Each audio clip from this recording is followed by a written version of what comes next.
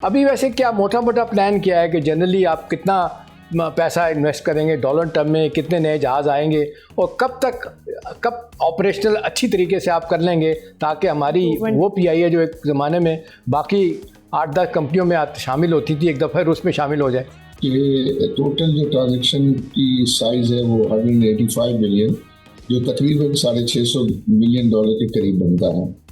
उसमें से 55 billion rupees जो है वो होल्डिंग कंपनी या गवर्नमेंट को जो है वो जाने हैं और 125 बिलियन जो है वो कंपनी में जाने हैं और कंपनी की डेवलपमेंट के लिए। तो वो जो 55 बिलियन है वो तकरीबन $200 मिलियन के करीब बनता है और बैलेंस जो है जो कंपनी में जाना है वो करीबन $450 मिलियन के करीब जो है वो ये बनता है।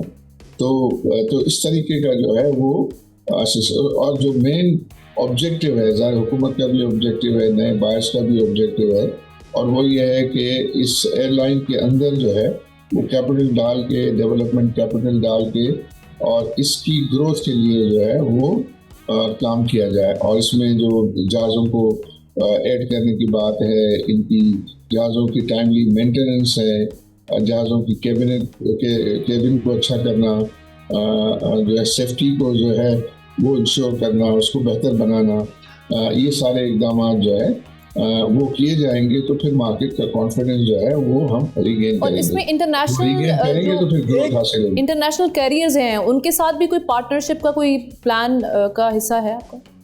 जी, वो ऑप्शन भी ओपन है, और उन ऑप्शंस को भी इस वक्त जो है स्टडी किया जा रहा है और उसमें अगर कोई ऐसा सूटेबल जो है वो ऑपरेटिंग पार्टनर जो है वो आइडेंटिफाई हुआ तो ज़रूर उसको हम कंसीडर करें।